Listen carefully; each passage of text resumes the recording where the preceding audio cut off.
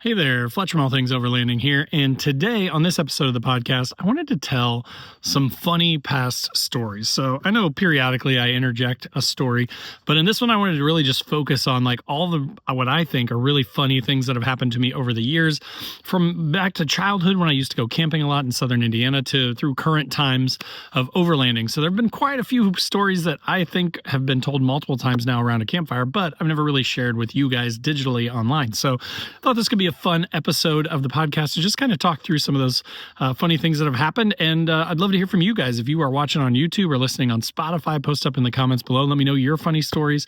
And then if you're listening on the podcast, hop over to all my other social channels that are linked in the description below and join the conversation over there. But let's get into the funniest stories, the funniest things that have ever happened to me while camping or overlanding.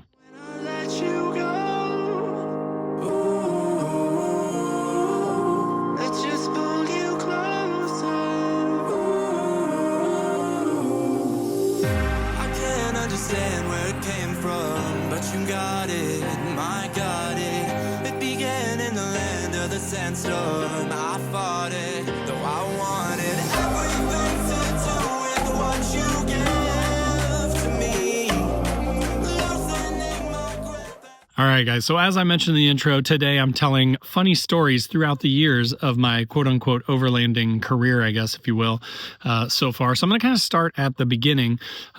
I told this one in some other episode. I forget what it was related to, but when I was a really young kid, I grew up in southern Indiana, and we used to go camping all the time. Like, we were obsessed. We would ride our bikes down to Dollar General. We would, spend $6, $7, $8 and get a pan. We would get some like ramen. We would get supplies. We'd call it supplies, mostly like candy, lemon heads, and things like that. We'd ride our bikes back with our bag full of goodies that we'd gotten, and then every weekend, my brother and I would go out and we'd go camping. There were some neighbor kids that would go camping with us all the time, and we just loved it. We just loved it. So like we would go camping year round. We didn't really realize that there was like a danger to winter camping. We just thought, oh, it's colder, so we're gonna have to bring more stuff, right? And one of these times early on, we went camping. It was me and my brother and a neighborhood kid lived down the street from us. We went out there, and I mean, there was literally like 4 or 6 inches of snow on the ground. And, we were kids, and it's not like we were backpackers or hikers or real campers or anything. Like, we had, 40, 50 degree sleeping bags. I had on all my snow clothes, right, with tons of layers underneath it, with my snow boots and snow hat and gloves and everything. We took a tarp with us. We took our 40, 50 degree sleeping bags out there. It was, I don't know what the temperature was. This is probably 30, 35 years ago. So I don't remember exactly what the temperature was, but it was definitely, below 30. If I had to guess, I'd probably say it was teens or 20s. And so we go out there, we're all dressed up like we're going to go, sledding. And we brought this tarp out, and we literally we didn't know what else to do. So we tried to get a fire started. We could not because it was sopping wet. So we laid out this like 10 by 10 tarp on top of the snow, the 6 inches of snow, and we put our sleeping bags down on top of it. We kept all of our clothes on because, like, obviously we're not in a tent or anything. We literally slept on top of the snow, on top of a tarp, in our snow clothes with our sleeping bags over top of us, just shivering all night. I don't actually think that we slept. We just froze to death all night. But then the next morning, I remember going home and my parents being like, did you stay out? Like, they didn't even think to check on us. They just assumed we'd be back in like an hour and we would never make it through the night. So they went to bed. They didn't even worry about it. And then the next morning, we come traipsing in, freezing, shivering, very tired because we didn't sleep at all. And my parents were shocked that we stayed out the whole night. But again, in southern Indiana as a kid, like, that's what you had to do for fun 30 years ago. We didn't have smartphones. We didn't have all that stuff. Not to sound like a boomer. I'm not a boomer at all, but we didn't have all that stuff. So that's what we did for fun. We went out and camped. We shot BB guns, that kind of thing. And but it toughens you up, right? It definitely gives you that sort of, now when I go winter camping and I've got a diesel heater and nice equipment and a rooftop tent that's multiple seasons and a truck that I could get into and run the heat if I needed to. Like, it seems easier now because of that stuff that we did when we were kids. So thought that was kind of a fun story. Another time, it was probably in the fall, and I've told this story one other time, but again, I'm wrapping it in here. We went camping, and we had taken, there was like a baled up bunch of hay in this field right next to where we were camping. And we rolled that, we pushed through, like 4 of us, we pushed it back into the woods, and we basically dug in it like a snow cave. Like, we dug in this bale of hay that, some farmer had baled, and we dug it out and we used sticks and built, like multiple rooms in this thing. So, I mean, those things are really big. Like, I mean, it's probably as big as the front of my truck. And so we kind of dug out these little burrows in it for all of us to sleep. And then we all kind of crawled in. It was almost like a triangle. There were like 3 little tunnels that went into this thing, and then like one person slept in the entryway. And so we're all in here. We all go to sleep. Middle of the night, I remember waking up because I hear like rustling. And, this was not the time of like super bright LED flashlights. This was the time of like, the ones that take all the D batteries and are just terrible. They're not really that bright. They're huge. They're heavy. They're bulky. They work half the time maybe. Or like those little plastic like Energizer flashlights. I think maybe we had some of those with us. And I just hear this sound and I wake up and I'm like, what is that? And I remember I turned on the flashlight, and as soon as I did, like a foot away from me, right in front of me, is this giant owl. Because owls are big. Like, you don't realize as a kid that owls are not like small like most birds. Like, they're like a foot tall. They're big. And I just remember I turned this flashlight on. I start screaming because there's an owl inside of our burrow that we built. There's other kids in there. He's right there, and you can tell he starts to freak out. His wings come up. He starts flapping his wings. I'm screaming. All the other kids are waking up, getting beat to death with these owls' wings. And this owl is just going crazy trying to figure out how to get out of there. And we're all trapped in this thing screaming at the same time. Finally, the owl gets out. He takes off. But like, I will never forget that. It was one of the funniest things that ever happened. Luckily, it didn't scratch us. He didn't try to do anything. He didn't want anything to do with us. I think he was just checking it out. And then I started screaming and freaked him out a little bit. So everybody was fine. Owl was unharmed in the screaming. But it was really, really funny. And again, one of those things that if you don't go camping, you're never going to experience something like that, right? So that's why I like to tell that story is you just see the weirdest things, you hear the weirdest things. Speaking of that, there have been multiple times when I'm out here in Hoosier National, which is where I am right now, Hoosier National Forest in Indiana, where I've been dispersed camping out here, and I've come across random strangers, right? So one night I was out, and it was probably about 11:30 at night. I'd had a few beers. I was ready for bed. I was getting tired. The fire was way low. It was dying down. I was kind of just watching it and letting it go out, and then I was getting ready to go to bed. And I hear this, like, couple arguing. I hear a guy and girl arguing, and I'm like, I'm in the middle of nowhere. Like, I'm near nothing. I'm miles from even the next campsite. Like, I was at this one dispersed spot that I know that's like way far away from everything else. And I just hear like footsteps on gravel and this couple arguing. And I'm like, what? Where did they come from? And again, it's late at night, right? It's not like it's 6 o'clock and like they were hiking. So I don't know if these people had been hiking and got lost or what, but I kind of like walked down the walkway into my campsite because it was pretty long because they sounded like they were up on the road. And I kind of snuck up there in the dark and I was just listening like, what is going on? And this couple goes by and they are just fighting. And the wife is mad, her girlfriend's mad. And she's like, you got us lost. And this poor guy is just like, I don't know where we are. And like, they just kept walking. They walked past me.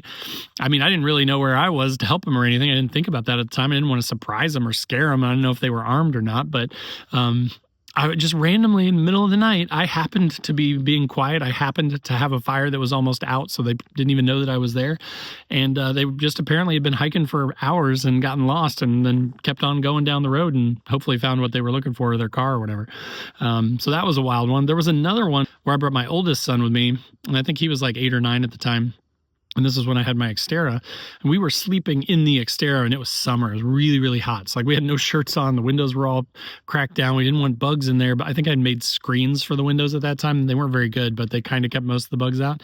So we're sleeping inside the Xterra. But so if you pull up to our campsite, it looks like there's an Xterra there, but it doesn't look like anybody's camping. It's almost more like someone's hunting and they left their vehicle and then hiked off. So we're sitting there, and again, it's hot. All the windows are down.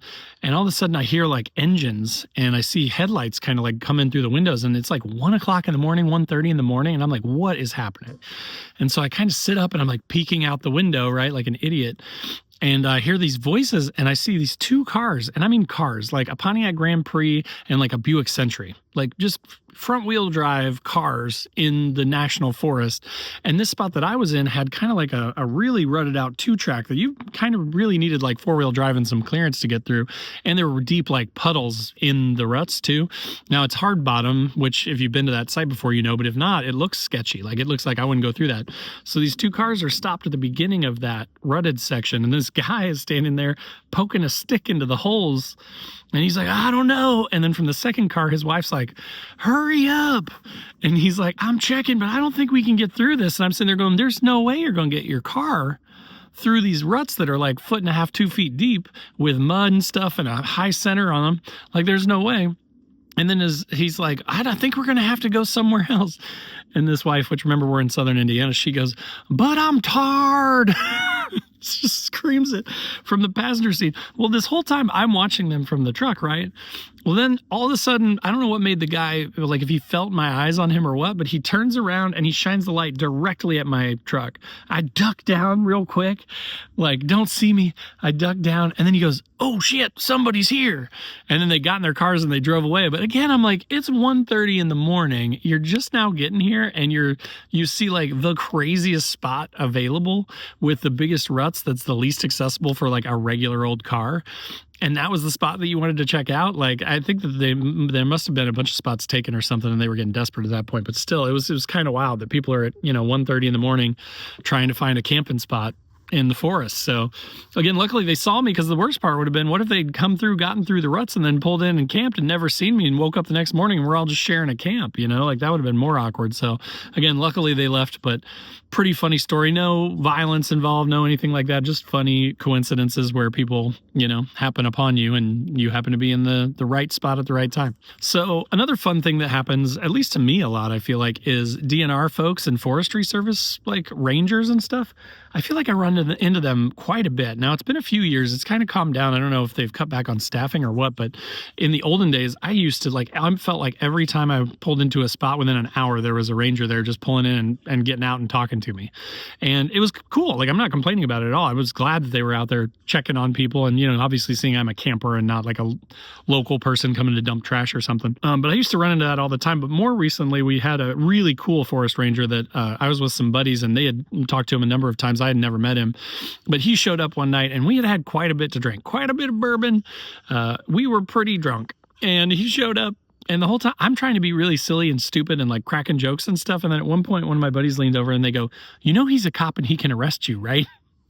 And I was like, just in my head, I mean, I know that the Forest Service people are technically like cops and like they have jurisdictions and stuff, but I forgot all about, not that I was doing anything illegal, but I was being obnoxious and like joking around and stuff.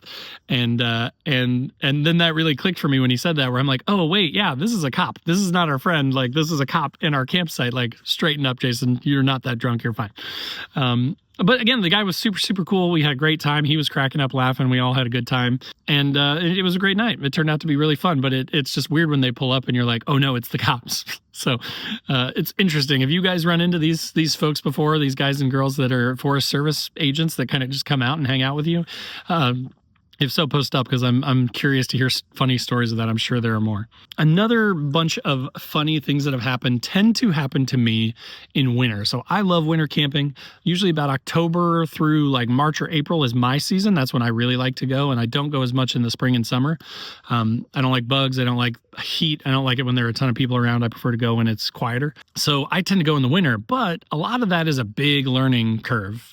Sort of like my earlier story of sleeping on the snow. Like, once you get good equipment, sort of figure out how to use your stuff, then things tend to get better, right? But I can tell you one story. I went up to Wisconsin one time, and we happened to get to this beautiful, like on a lake. It was called Far Lake. We were on this campsite right on the lake. It was frozen over. You could walk out on it. There was snow everywhere. It was snowing. It was beautiful. Within a couple hours of getting there, though, it warmed up a little bit, like over 30, 35. And all of a sudden it started pouring down freezing rain. So we opened up our awnings because we're like, hey, we gotta have somewhere to stand. It's like 7:00. Like, what are we gonna do? Go to bed at 7:00? So we opened up our awnings. We're sitting underneath them. We're standing underneath them. It's pouring down rain. It's freezing to everything. My doors are frozen shut. My awning is just covered in a sheet of ice. We go to bed. We wake up the next morning and we're gonna hit trails. Like, this was a Friday night going into a Saturday. The next day we're like, all right, let's get all packed up. I go to close my awning, and I mean, you want to talk about a battle. I'm knocking ice off this thing. All the hinges are frozen. The fabric won't fold up. There was no way I was going to be able to fold it up and get it back inside the carrier. So then I'm like, well, shoot, here's the downside of a mounted awning, right? Is if you can't get this thing back, you can't drive. What am I going to do? So we ended up, smartly, I think I had a bunch of bungee cords with me because I had strapped down a bunch of gear. So we ended up sort of pushing it in and pulling up the fabric as best we could, and then we just bungee corded the crap out of it. So then I drove around looking like a hobo the rest of the day with this awning with multicolored bungees all over it, holding it together. And then I had to wait. I drove it home like that, and then I had to wait like a week for it to warm up, and then I had to open it back up and let it dry out enough or get melted enough that I could then fold it back up. And then I had to wait like a month and a half or two for winter to get through, and then I had to open it up and like actually air it out because it was just a frozen block of ice for like the rest of the winter. And I very seldom use the awning in the winter for that reason, but it was still a good learning experience. Another thing that is funny and related to equipment failure in winter is those ladders, those like instant sort of those up and down ladders that you use for like a rooftop tent. I had that thing in my rooftop tent. I drove 8 hours away from Indiana up to Michigan or Wisconsin on that trip. And by the time I got up there, it had been so cold that I think there must have been some condensation inside the tent, and it got into the ladder. It froze the ladder solid. I mean, I'm hitting the ladder with an axe to try and get it to open. And I'm like, if I can't get this ladder to open, I can't get in my rooftop tent tonight. And what am I going to do? Like sleep in the truck, I guess. But so you have to deal with equipment failures like that. And I mean, we were all in disbelief that it had frozen like that quickly, but it can happen. And it cracked us up, and then I had to ruin my ladder basically to make it work for that weekend. I kept it in the cab after that night because we were there for a few days, just to keep it warm and defrosted so that I could use it going forward. But it was pretty funny when we first opened it up, and it took us like an hour of like bashing this ladder to be able to get me in my tent. A couple final sort of winter tales, and then we'll kind of wrap this up. So I went back when I had the Xterra, which if you don't know about my chain of vehicles that I've had, the 3 trucks that I've had over the last 7 or 8 or 9 years, I had an Xterra, and this was before I knew anything, before I'd ever used a diesel heater or anything like that. And we went like beginning of January, probably 5 years ago or so. We brought eggs to eat. We brought beers to drink. I had no clothes, so I'm literally wearing like a pair of, $10 Walmart sweatpants with another pair of like track pants over top of them, and then like a t-shirt, a long sleeve shirt, a sweatshirt, and then like a jacket. That's all I had, and then like a glove and hats, and then like a hat and gloves. But so that's what I'm wearing, and it's like single digits negative temps, and so my beers are all frozen. So we ended up in the campfire pit. We ended up putting my beers in like a wall around them next to the fire so that they would just stay warm enough to not get frozen. And we tried to have eggs in the morning for breakfast, and literally cracked the egg on the side of a pan, and it was an ice cube shaped like an egg. So the egg was completely frozen. While we were, the night before when we had the beers kind of warming up in the fire, I got so cold that I kind of stepped into the fire pit and straddled the fire. And I'm standing there and I'm just like, man, it's so cold. And then one of the guys that was there looks over at me and he goes, hey, your pants are melting. And I look down, and again, track pants, right? They're like that weird polyester blend or whatever. They are all wrinkled up all the way down and up my shins. Like, I mean, just destroyed, just completely melted. And that's all I had for the weekend. So I had to wear these melty pants, and they started calling me fire pants from that.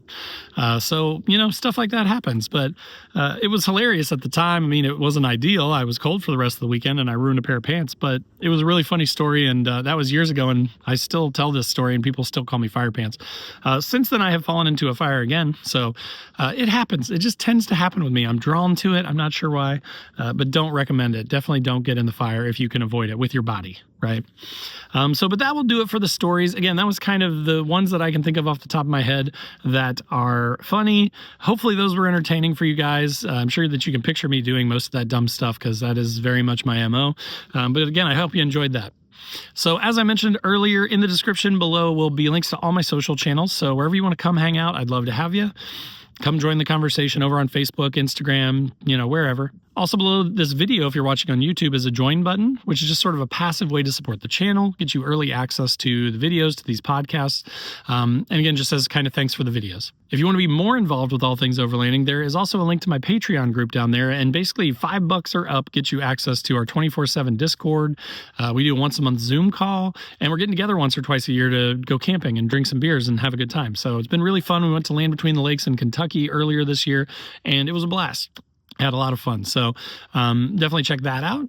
Also in the description below is a link to my website where I've got funny overlanding camping themed patches and stickers. Things like don't burn your wiener and it's a hot dog, or I hate people so I camp, or F people, let's go overlanding. So there's a bunch of funny options down there, patches, stickers. So definitely check those out if you want to pick one of those up. If you want to pick some of those up. And then last but not least, there is a link to the Newbie Overlanders Facebook group. Now, this group's totally free to join. I started it a few years ago. It's almost at 30,000 members now, which is awesome. But unlike a lot of the other big groups, we don't allow any bullying. So if you're going to come in and do a bunch of spamming or self-promotion, we're going to kick you out. If you're going to come in and bully people and just be mean, we're going to kick you out. So it's a much more supportive and fun place to be. And we hope you'll join it. But again, that'll do it for this episode. I hope that you guys enjoyed that, and we'll see you next time.